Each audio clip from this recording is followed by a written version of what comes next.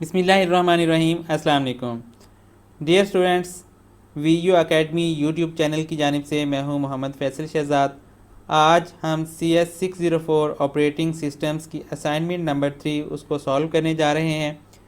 Assignment को start करने से पहले अगर आपने अभी तक मेरे इस चैनल को सब्सक्राइब नहीं किया तो इसको सब्सक्राइब कर लें, ताकि वीयू की कंप्यूटर साइंस की जितनी भी असाइनमेंट्स हैं उन सब के सोल्यूशंस मेरे चैनल पे अपलोड किए जाते हैं।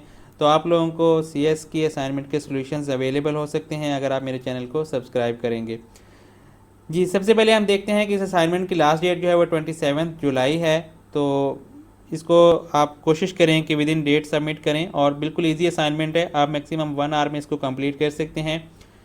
स्टार्ट करते हैं। सबसे पहले हम देखते हैं इसका ऑब्जेक्टिव क्या है। ऑब्जेक्टिव में ये दो टॉपिक्स बताए हुए हैं, एक है डेडलॉक अवॉइडेंस एल्गोरिथम और सेकंड वन जो है पेज एड्रेसिंग है। तो इन दो टॉपिक्स को इसमें यूज़ किया गया है। अब हम देख लेते हैं कि इसमें जो हमें टास्क या सिनेरियो दिया गया है वो क्या है और उसके अकॉर्डिंगली हमने इसमें क्या आउटपुट परफॉर्म करना है। क्वेश्चन नंबर 1, और मेरा ख्याल है इसमें सिर्फ एक ही क्वेश्चन है 15 मार्क्स का, और इसके दो डिफरेंट पार्ट्स उसने किए हुए हैं। एक मेरा ख्याल है कि फर्स्ट क्वेश्चन जो है वो 5 मार्क्स का है, सेकंड 10 मार्क्स का हो सकता है। क्वेश्चन को रीड करते हैं। Consider the below given table showing the system state at a certain time. There are 5 processes P0 to P4 and 4 type of resources A, B, C and D. The resources allocation, max and available matrices for each process are given in the table as shown below. जी, ये जो एक scenario दिया गया है ये basically एक operating system का है। लाइक जिस तरह आप कंप्यूटर या लैपटॉप यूज़ कर रहे हैं या मोबाइल यूज़ कर रहे हैं तो उसमें एक ऑपरेटिंग सिस्टम इंस्टॉल होता है। लैपटॉप के लिए या कंप्यूटर के लिए हम mostly Windows operating system use कर रहे होते हैं। मोबाइल अगर आप यूज़ कर रहे हैं तो आपके पास एंड्रॉयड होगा या मैक iOS जो होता है। जी, उसमें क्या होता है कि हमारा जो ऑपरेटिंग सिस्टम होता है ये उस हार्डवेयर जो भी डिवाइस है उसके हार्डवेयर को रिसोर्सेज जो होते हैं या बाकी जो इसके रिसोर्सेज हैं उनको मैनेज कर रहा होता है। आपके जितने भी प्रोसेस उस पर एग्जीक्यूट होते हैं उनको जो भी रिसोर्सेज रिक्वायर्ड होते हैं उसको मैनेज किसने करना होता है? ऑपरेटिंग सिस्टम ने।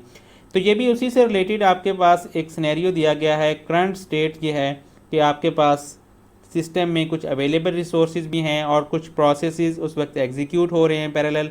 जिस तरह P0 to P4 5 प्रोसेस उस टाइम एग्जीक्यूट हो रहे हैं और डिफरेंट रिसोर्सेज को उन्होंने ऑक्यूपाई किया हुआ है, एलोकेशन हो चुकी है और उनको अभी मज़ीद भी रिक्वायर्ड हो सकते हैं। हमने इस सिनेरियो को देखते हुए नीचे दो क्वेश्चंस हैं उनको हमने कंप्लीट करना है। Consider the bankers algorithm for deadlock avoidance, answer the following questions. पहला क्वेश्चन ये है कि compute and show the need matrix for processes in the system. हमने नीड मैट्रिक्स फाइंड करनी है इसके लिए।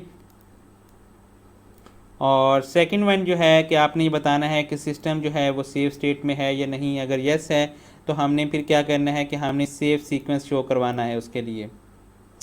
सबसे पहले देख लेते हैं कि हमारे पास ये जो चीज़ें प्रोवाइड की गई हैं ये डाटा बेसिकली है क्या। एलोकेशन रिसोर्सेज की क्या होती है, मैक्स क्या होते हैं और अवेलेबल रिसोर्सेज क्या होते हैं हमारे पास। इसके लिए मैं आपको हैंड आउट से रेफ़र करूँगा ताकि आप ख़ुद भी इन कंसेप्ट को देख सकें। उसके लेक्चर या टॉपिक में से आप इनको खुद भी रीड आउट कर सकें और अपने कंसेप्ट क्लियर कर सकें। ये आपका लेक्चर नंबर 28 है जिसमें बैंकर्स एल्गोरिथम दिया हुआ है और इसको आप रीड कर सकते हैं। यहाँ पे इन चारों की डेफिनेशंस दी गई हैं या उनको एक्सप्लेन किया गया है। सबसे पहले अवेलेबल रिसोर्सेज हैं।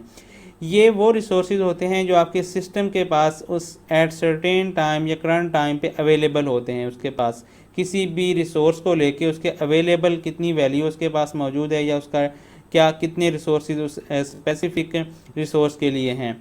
मैक्स, एलोकेशन और नीड, ये तीनों जो हैं ये आपके उस प्रोसेस से रिलेटेड होते हैं। अवेलेबल किससे हैं?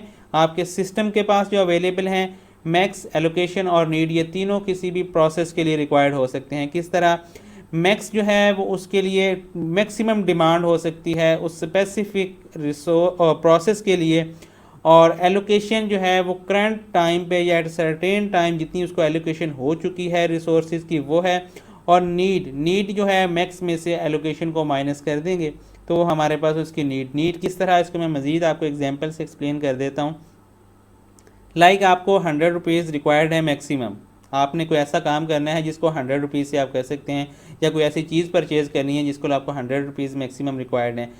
आपको किसी ने 70 रुपीज़ दे दिए हैं या आपको 70 रुपीज़ मिल चुके हैं, आपको एलोकेट हो गए हैं, अभी मज़ीद कितने रिक्वायर्ड हैं आपको 30। तो ये आपकी 30 क्या है, आपकी नीड है। हम मैक्सिमम जो हमारी डिमांड है उसमें से जो एलोकेट हो चुके हैं हमें, और वो हम माइनस करेंगे तो हमारे पास हमारी अभी नीड आ जाएगी। यही सेम चीज़ हमारे किसी भी एक प्रोसेस के लिए होती है कि उसको मैक्सिमम कितने रिसोर्सेज रिक्वायर्ड हो सकते हैं, उसको एलोकेट कितने हुए हैं, और अगर एलोकेट नहीं हुए तो हम उसको ज़ीरो कंसीडर करेंगे। जैसे अगर आपको 100 रुपीज़ रिक्वायर्ड हैं, अभी तक आपके पास कुछ भी नहीं है, कहीं से आपको पैसे नहीं मिले, तो मतलब कि आपकी एलोकेशन ज़ीरो है, अभी आपको कुछ नहीं है, और 100 रुपीज़ की ही अभी आपको नीड है। तो ये सिनेरियो जहन में रखिएगा, इसको लेके हम चलते हैं, नेक्स्ट कंप्लीट करते हैं। नीड मैट्रिक्स हमने सबसे पहले फाइंड करनी है, और जो कि मैंने अभी आपको बता दिया, हम क्या करेंगे, मैक्स में से एलोकेशन को माइनस करेंगे, और उसके बाद हमने सेफ स्टेट को देखना है कि वो किस तरह हम फाइंड कर सकते हैं, ये सेफ स्टेट में है या नहीं, अगर है तो फिर हमने सेफ सीक्वेंस किस तरह फाइंड करना है। उसके लिए मैं आपको सोल्यूशन की तरफ लेके चलता हूँ। मैंने इसका सोल्यूशन जो है वो MS एक्सेल में प्रिपेयर किया है, टेबल्स उसमें बनाना मेरे लिए ईजी था, लेकिन आप लोगों ने इस असाइनमेंट को सबमिट जो करना है वो वर्ड फॉर्मेट में ही करना है। तो कोशिश करें कि आप इसको यहाँ से देख के खुद टाइप कीजिएगा। एक्सेल की फ़ाइल मैं साथ प्रोवाइड कर दूँगा, और आपको कंटेंट आप इसमें से डाटा कॉपी करके अपना उसमें यूज़ कर सकते हैं वर्ड के फॉर्मेट में। तो चलिए स्टार्ट करते हैं। सबसे पहले मैंने ये टेबल जो बनाया है, सेम इसी डाटा को यूज़ करते हुए मैंने टेबल क्रिएट किया है, एलोकेशन, मैक्सिमम और अवेलेबल, और ये प्रोसेसेस है हमारे पास, यही डाटा मैंने यहाँ पे पुट कर लिया है। तो सबसे पहले हमने फाइंड करना है नीड मैट्रिक्स को, ठीक है। तो यहाँ पे चलिए मैं थोड़ा एक्सप्लेन इसको मज़ीद कर देता हूँ। ये हमारा प्रोसेस P0 है, इसको A रिसोर्सेज 0 एलोकेट हुए हैं, B भी 0 एलोकेट हुए हैं, C भी 0 एलोकेट, C 1 एलोकेट हुए हैं, और D 2 एलोकेट हुए हैं। इसकी मैक्सिमम जो डिमांड हो सकती है वो भी सेम है, 0 0 1 2, मतलब कि इसको जितने मैक्सिमम रिक्वायर्ड हो सकते थे वो एलोकेट कर चुके हैं ऑलरेडी। अगर हम P1 की बात करें तो इसको एलोकेट कितने हुए हुए हैं, 1 0 0 0, और उसको मैक्सिमम डिमांड कितनी हो सकती है, रिक्वायरमेंट कितनी हो सकती है, 1 7 5 0, मतलब कि अभी इसको सिर्फ एक रिसोर्स एलोकेट हुआ है, बाकी इसकी डिमांड काफ़ी ज़्यादा अभी पेंडिंग है। इसी तरह P2 की बात करें तो इसको 1 3 5 4, ये उसकी एलोकेशन है, रिसोर्सेज A में से उसको 1 एलोकेट हो चुका है, B में से 3, C में से 5 और D में से 4। अभी इसको मैक्सिमम कितने रिक्वायर्ड थे, 2 3 5 6, ऑलमोस्ट उसको करीब करीब रिसोर्सेज एलोकेट हो चुके हैं। नेक्स्ट देखते हैं तो हमारे पास P3 के लिए 0 6 3 2, और उसको मज़ीद अभी 0 6 5 2 रिक्वायर्ड है, ऑलमोस्ट हाफ रिसोर्सेज उसको एलोकेट हुए हैं, और मज़ीद इतने ही तकरीबन उसको रिक्वायर्ड हैं या उससे कुछ ज़्यादा। इसी तरह P4 के लिए देखा जाए तो 0 0 1 4 है, और उसकी रिक्वायरमेंट अभी काफ़ी पेंडिंग है, उसको 5 5 6 रिक्वायर्ड हैं अभी। तो ये हमारे पास मैक्सिमम उसकी रिक्वायरमेंट थी। अब आ जाते हैं हम नीड किस तरह फाइंड करेंगे। ये मैंने पहले बताया था, हम मैक्स मैट्रिक्स को पहले रख लेंगे, उसके बाद हम एलोकेशन को और मैक्स में से एलोकेशन को माइनस करते जाएंगे, तो हमारे पास जो है वो नीड मैट्रिक्स फाइंड हो जाएगी।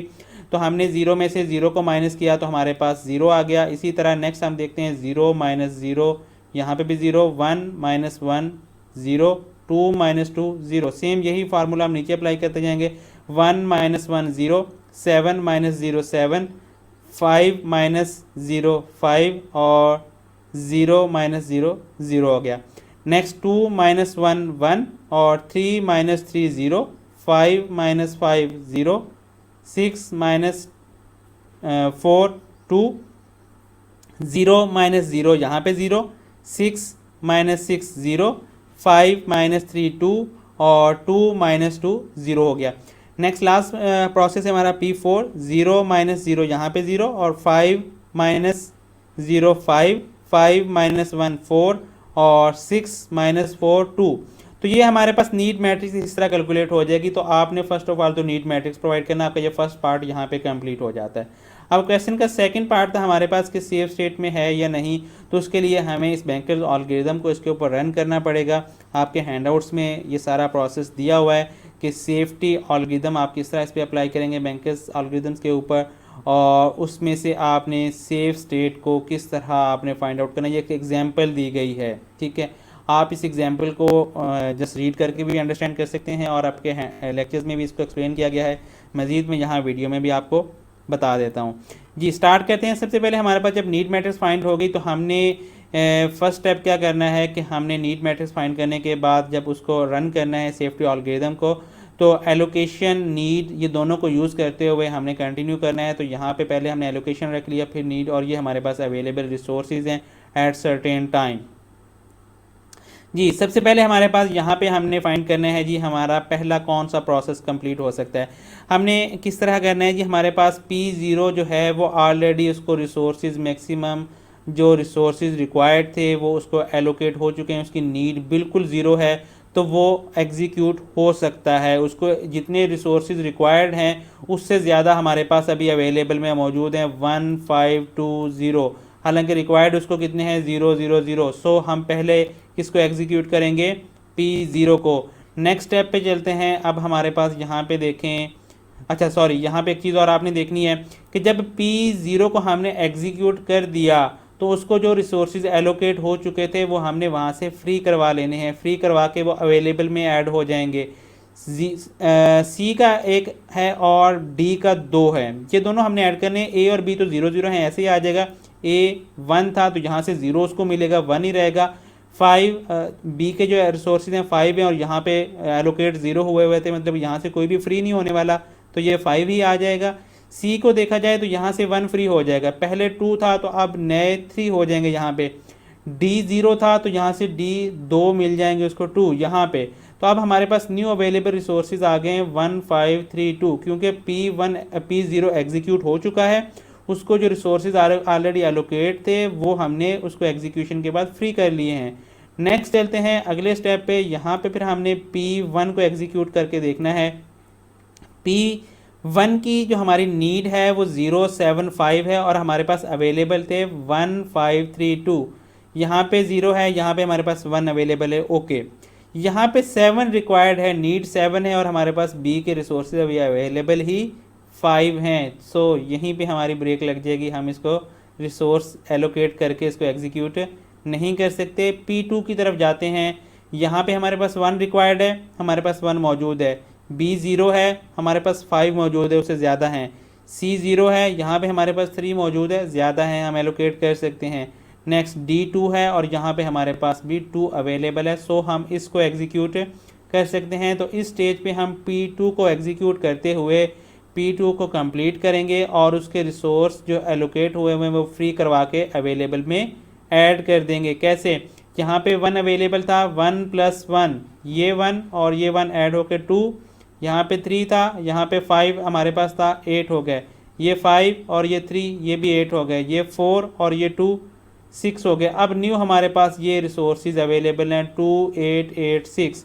ये हमने P0 और P2 दोनों को एग्जीक्यूट कर दिया है और करने के बाद दोनों के रिसोर्सेज हमने फ्री करवा के अवेलेबल में ऐड कर दिए हैं। नेक्स्ट कंटिन्यू करते हैं। नेक्स्ट हमारे पास ये यहाँ पे देखा जाए तो हम P3 को एग्जीक्यूट करते हैं। P3 को एग्जीक्यूट करेंगे तो हमारे लिए रिक्वायर्ड क्या है जी, 0 0 2 0। मेरा ख्याल है ये इजीली एग्जीक्यूट हो जाएगा। यहाँ पे देखें तो 2 8 8 6 हैं और यहाँ पे सिर्फ 2 रिक्वायर्ड थे, वो हमें सी में से 2 इजीली मिल सकते हैं। ए बी और डी इन तीनों का तो रिक्वायर्ड ही नहीं है। सो हम P3 को एग्जीक्यूट करेंगे और P3 को जो एलोकेट हो चुके हुए हैं वो हम अवेलेबल में ऐड करेंगे। यहाँ पे 2 है तो यहाँ पे 0 2 आ गया, यहाँ पे 8, इसमें से 6 मिलेंगे इसको फ्री होने के बाद, तो ये 14 8 और 3 11 6 और 2 8। तो यहाँ पे ये हमारे न्यू अवेलेबल रिसोर्सेज हो गया। इसी स्टेप को हम नेक्स्ट कंटिन्यू करते हैं। हमारे पास यहाँ पे P4 को अगर देखा जाए तो नीड इसकी कितनी है 0 5 4 2। तो यहाँ पे हमारे पास अवेलेबल हैं 2 14 11 और 8, तो इजीली एग्जीक्यूट हो सकते हैं। 5 रिक्वायर्ड हैं तो यहाँ पे 14 है, सी में 4 रिक्वायर्ड है तो यहाँ पे 11 है, डी में 2 रिक्वायर्ड है तो यहाँ पे 8 है और ए में तो वैसे ही 0 था तो हम उसको एग्जीक्यूट कर सकते हैं। तो P4 को भी यहाँ पे हम एग्जीक्यूट करते हैं और P4 को एग्जीक्यूट करने के बाद उसके रिसोर्सेज को फ्री करेंगे और इसमें ऐड कर देंगे। यहाँ पे 0 है तो 2 वैसे के आ जाएगा, 14 और ये 0 है 14 ही आ जाएगा, और ये 11 है तो यहाँ से 1 उसको फ्री होके मिलेगा तो 12 हो जाएगा। नेक्स्ट 8 और यहाँ से उसको 4 मिलेंगे तो 12 हो गया। अब हमारा ये सेफ सीक्वेंस बनता जा रहा है। यहाँ पे मैंने लिखा भी था और यहाँ पे पेंडिंग हो गया। ये देखें, ये हमारा सेफ सीक्वेंस होगा किसी भी सिनेरियो को लेके, ठीक है। ये सेफ सीक्वेंस हम एक फॉलो कर रहे हैं और यहाँ तक। अब नेक्स्ट हमारे पास देखें यहाँ तक कितने हो चुके हैं, P0 2 3 और 4, 1 पेंडिंग है। तो अब हमारे पास अवेलेबल रिसोर्सेज हैं ये 2, 14, 12, 12 यहाँ पे देख सकते हैं आप, ठीक है। इसको लेके देखते हैं कि अब हम P1 को एग्जीक्यूट कर सकते हैं। तो P1 के लिए 0 A के लिए रिक्वायर्ड है तो हमारे पास 2 है, यहाँ पे 7 रिक्वायर्ड है तो हमारे पास 14 है, यहाँ पे 5 रिक्वायर्ड है तो हमारे पास 12 हैं, और यहाँ पे 0 रिक्वायर्ड है तो हमारे पास 12 है। मतलब कि हमारे पास अवेलेबल रिसोर्सेज मौजूद हैं और हम इसको एग्जीक्यूट कर सकते हैं। तो हम एंड पे P1 को भी एग्जीक्यूट करते हैं। तो हमारे पास ये सेफ सीक्वेंस क्या बना, P0, P2, 3, 4 एंड P1। ये आप सेफ सीक्वेंस है। तो इस क्वेश्चन का आंसर क्या होगा, फिर यहाँ पे हम इसका आंसर लिखेंगे यस, कि सेफ स्टेट में है, yes, system in safe state, ठीक है।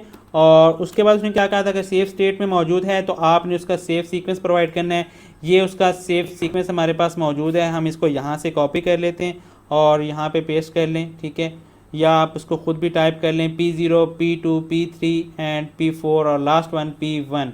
अच्छा, एक चीज़ और आपने जहन में रखनी है, ये क्वेश्चन की हद तक ठीक है, आपको मज़ीद क्लियर कर दूँ, ज़रूरी नहीं होता कि आपका सेफ सीक्वेंस यूनिक हो, कि आप इसी सीक्वेंस को फॉलो करेंगे तो आप सेफली इस प्रोसेस को कंप्लीट कर सकते हैं। नहीं, ऐसा बिल्कुल नहीं होता। आपके पास मल्टीपल सेफ सीक्वेंस भी अवेलेबल होते हैं। हम यहाँ पे भी करके ट्राई देख सकते हैं कि हम P0 के बाद P3 या P4 को डायरेक्टली एग्जीक्यूट कर लें, फिर P2 पे आ जाएं, P3 पे एंड देन P1 पे।